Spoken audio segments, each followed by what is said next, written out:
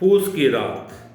हल्कू ने आकर स्त्री से कहा, सहना आया है, लाओ, जो रुपए रखे हैं उसे दे दूं, किसी तरह गला तो छूटे। मुन्नी झाड़ू लगा रही थी, पीछे फिरकर बोली, 3 ही रुपए हैं, दे दोगे तो कंबल कहाँ से आवेगा। माघ पूस की रात हार में कैसे कटेगी, उससे कह दो, फसल पर दे देंगे, अभी नहीं। हल्कू एक क्षण अनिश्चित दशा में खड़ा रहा। पूस सिर पर आ गया। कंबल के बिना हार में रात को वह किसी तरह सो नहीं सकता। मगर सहना मानेगा नहीं, घुड़कियां जमावेगा, गालियां देगा, बला से जाड़ों में मरेंगे, बला तो सिर से टल जाएगी। यह सोचता हुआ वह अपनी भारी भरकम डील लिए हुए स्त्री के समीप आ गया और खुशामद करके बोला, ला दे दे, गला तो छूटे, कंबल के लिए कोई दूसरा उपाय सोचूंगा। मुन्नी उसके पास से दूर हट गई और आंखें तरेड़ती हुई बोली, कर चुके दूसरा उपाय, जरा सुनूं तो कौन सा उपाय करोगे। कोई खैरात दे देगा कंबल। ना जाने कितनी बाकी है जो किसी तरह चुकने ही नहीं आती। मैं कहती हूँ, तुम क्यों नहीं खेती छोड़ देते, मर मर काम करो, उपज हो तो बाकी दे दो, चलो छुट्टी हुई। बाकी चुकाने के लिए ही तो हमारा जन्म हुआ है, पेट के लिए मजूरी करो, ऐसी खेती से बाज आए, मैं रुपए ना दूंगी, ना दूंगी। हल्कू उदास होकर बोला, तो क्या गाली खाऊं। मुन्नी ने तड़प कर कहा, गाली क्यों देगा, क्या उसका राज है। मगर यह कहने के साथ ही उसकी तनी हुई भौहें ढीली पड़ गई। हल्कू के उस वाक्य में जो कठोर सत्य था, वह मानो एक भीषण जंतु की भांति उसे घूर रहा था। उसने जाकर आले पर से रुपए निकाले और लाकर हल्कू के हाथ पर रख दिए। फिर बोली, तुम छोड़ दो अब की ये खेती, मजूरी में सुख से एक रोटी तो खाने को मिलेगी, किसी की धौंस तो न रहेगी।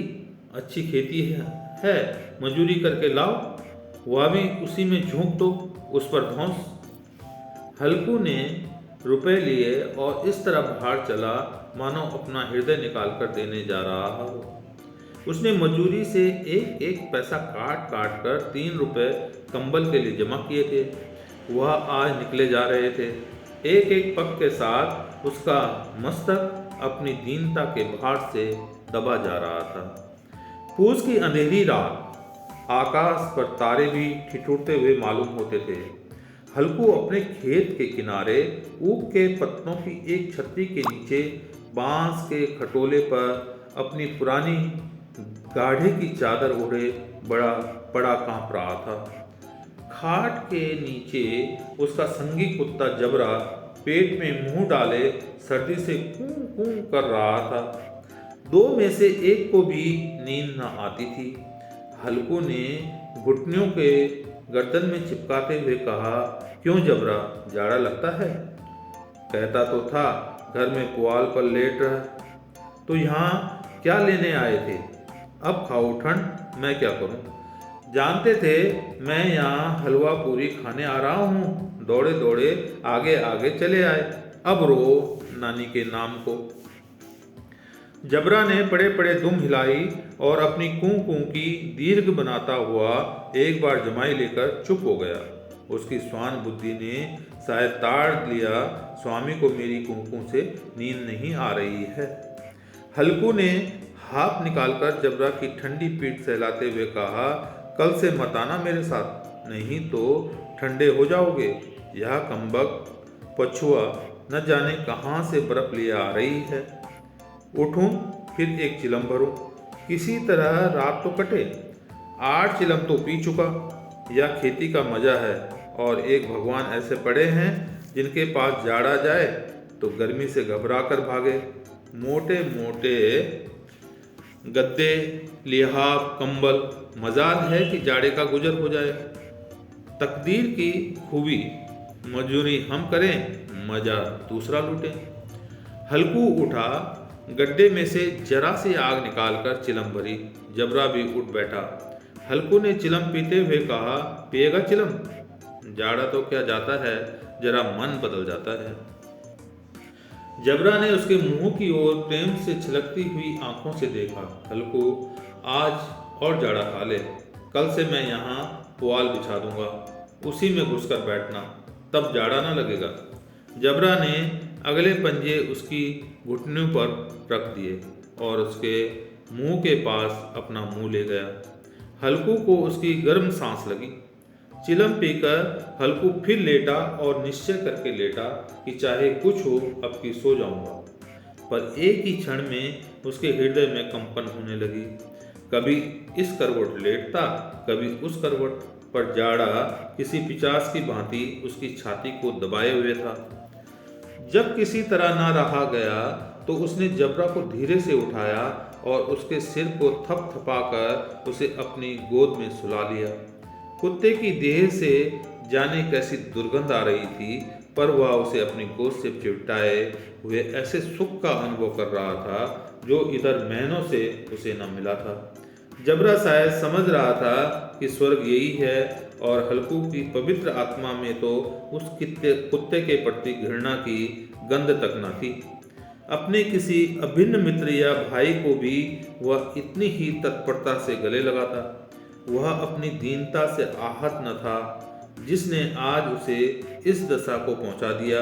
नहीं, इस अनोखी मैत्री ने जैसे उसकी आत्मा के सब द्वार खोल दिए थे और उसका एक एक अणु प्रकाश से चमक रहा था।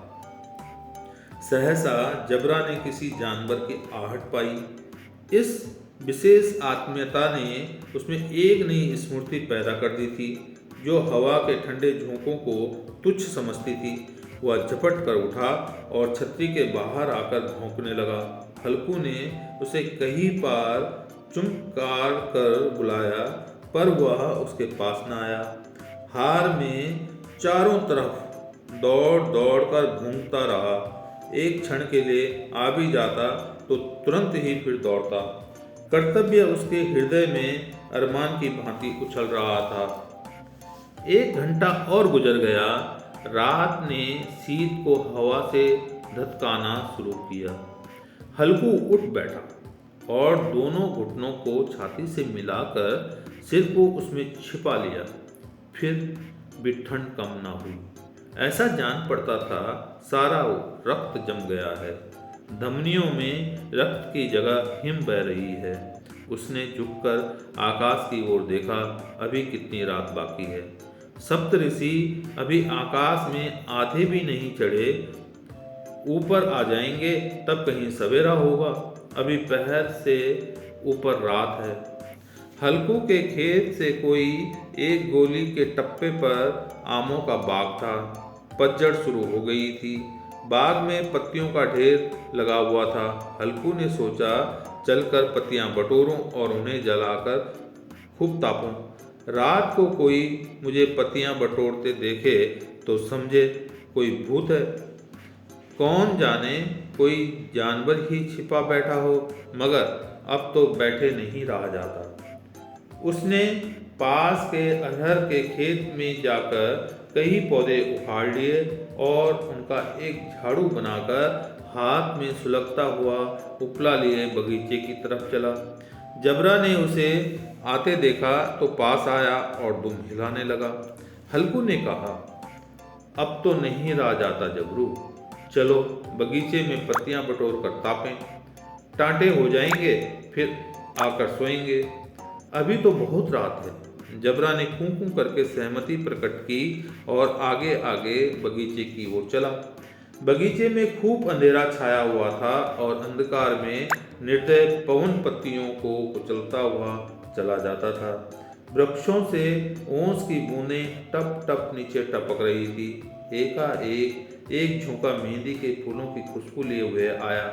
हल्कू ने कहा, कैसी अच्छी महक आई जबरू, तुम्हारी नाक में भी कुछ सुगंध आ रही है। जबरा को कहीं जमीन पर एक हड्डी पड़ी मिल गई थी, उसे छिछोड़ रहा था। हल्कू ने आगे जमीन पर रख दी और पत्तियां बटोरने लगा। जरा देर में पत्तियों का ढेर लग गया। हाथ ठिठुरे जाते थे, नंगे पांव गले जाते थे और वह पत्तियों का पहाड़ खड़ा कर रहा था। इसी अलाव में वह ठंड को जलाकर भस्म कर देगा। थोड़ी देर में अलाव जल उठा। उसकी लौ ऊपर वाले वृक्ष की पत्तियों को छू छू कर भागने लगी। उस अस्थिर प्रकाश में बगीचे के विशाल वृक्ष ऐसे मालूम होते थे मानो उस अथाह अंधकार को अपने सिरों पर संभाले हुए हों। अंधकार के उस अनंत सागर में यह प्रकाश एक नौका के समान हिलता मचलता हुआ जान पड़ता था। हल्कू अलाव के सामने बैठा आग ताप रहा था। एक क्षण में उसने दोहर उतार कर बगल में दबा ली, दोनों पांव फैला दिए मानो ठंड को ललकार रहा हो, तेरे जी में आए सोकर।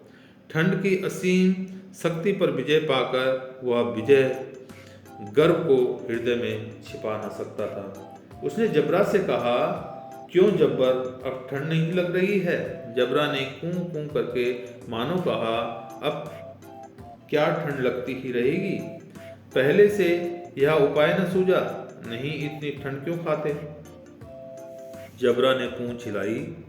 अच्छा, आओ इस अलाव को कूद कर पार करें, देखे कौन निकल जाता है। अगर जल गए बचा तो मैं तबाह न करूंगा। जबरा ने उस अग्नि राशि की ओर कातर नेत्रों से देखा। मुन्नी से कल न कह देना नहीं लड़ाई करेगी। यह कहता हुआ वह उछला और अलाव के ऊपर से साफ निकल गया। पैरों में जरा लपट लगी, पर वह कोई बात न थी। जबरा आग के गिर्द घूमकर उसके पास आ खड़ा हुआ। हल्कू ने कहा, चलो चलो, इसकी सही नहीं, ऊपर से कूद कर आओ। वह फिर कूदा और अलाव के इस पार आ गया। पत्तियां जल चुकी थी। बगीचे में फिर अंधेरा छाया था। राख के नीचे कुछ कुछ आग बाकी थी, जो हवा का झोंका आ जाने पर जरा जाग उठती थी, पर एक क्षण में फिर आंखें बंद कर लेती थी। हल्कू ने फिर चादर ओढ़ ली और गर्म राख के पास बैठा हुआ एक गीत गुनगुनाने लगा। उसके बदन में गर्मी आ गई थी, पर ज्यों-ज्यों शीत बढ़ती जाती थी, उसे आलस्य दबाए लेता था। जबरा जोर से भूंक कर खेत की ओर भागा। हल्कू को ऐसा मालूम हुआ कि जानवरों का एक झुंड उसके खेत में आया है। शायद नील गायों का झुंड था। उसके कूदने दौड़ने की आवाजें साफ कान में आ रही थी। फिर ऐसा मालूम हुआ कि खेत में चर रही हैं। उसके चबाने की आवाज़ चर चर सुनाई देने लगी। उसके दिल में कहा, नहीं, जबरा के होते कोई जानवर खेत में नहीं आ सकता। नोच ही डाले, मुझे भ्रम हो रहा है। कहाँ, अब तो कुछ नहीं सुनाई देता। मुझे भी कैसा धोखा हुआ। उसने जोर से आवाज़ लगाई। जबरा भूंकता रहा, उसके पास न आया। फिर खेत के चले जाने की आहट मिली। अब वह अपने को धोखा न दे सका। उसे अपनी जगह से हिलना जहर लग रहा था। कैसा दमदमाया हुआ बैठा था। इस जाड़े पाले में खेत में जाना, जानवरों के पीछे दौड़ना असहाय जान पड़ा। वह अपनी जगह से न हिला। उसने जोर से आवाज़ लगाई, हिलो हिलो हिलो। जबरा फिर भूख उठा। जानवर खेत चर रहे थे। फसल तैयार है। कैसी अच्छी खेती थी, फिर ये दुष्ट जानवर उसका सर्वनाश किए डालते हैं। हल्कू पक्का इरादा करके उठा और 2-3 कदम चला, पर एकाएक हवा का ऐसा ठंडा चूकने वाला बिच्छू के डंक का सा झोंका लगा कि वह फिर बुझते हुए अलाव के पास आ बैठा और राख को कुरेद कर अपनी ठंडी देह को गरमाने लगा। जबरा अपना गला फाड़े डालता था। नील गायें खेत का सफाया किए डालती थी और हल्कू गर्म राख के पास शांत बैठा हुआ था। कर्मण्यता ने रस्सियों की भांति उसे चारों तरफ से जकड़ रखा था। उसी राख के पास गर्म जमीन पर वह चादर ओढ़कर सो गया। सवेरे जब उसकी नींद खुली तब चारों तरफ धूप फैल गई थी और मुन्नी कह रही थी, क्या आज सोते ही रहोगे? तुम यहाँ आकर रम गए और उधर सारा खेत चौपट हो गया। हल्कू ने उठकर कहा, क्या तू खेत से होकर आ रही है? मुन्नी बोली, हाय, सारे खेत का सत्यानाश हो गया। भला ऐसा भी कोई सोता है? तुम्हारे यहाँ मड़ैया डालने से क्या हुआ? हल्कू ने बहाना किया, मैं मरते मरते बचा, तुझे अपने खेत की पड़ी है। पेट में ऐसा दर्द हुआ, ऐसा दर्द कि मैं ही जानता हूँ। दोनों फिर खेत की डांट पर आए, देखा सारा खेत रौंदा पड़ा हुआ है और जबरा मड़ैया के नीचे चित लेटा है, मानो प्राण ही न हो। दोनों खेत की दशा देख रहे थे। मुन्नी के मुख पर उदासी छाई थी, पर हल्कू प्रसन्न था। मुन्नी ने चिंतित होकर कहा, अब मजूरी करके माल गुजारी भरनी पड़ेगी। हल्कू ने प्रश्न मुख से कहा, रात को ठंड में यहाँ सोना तो ना पड़ेगा?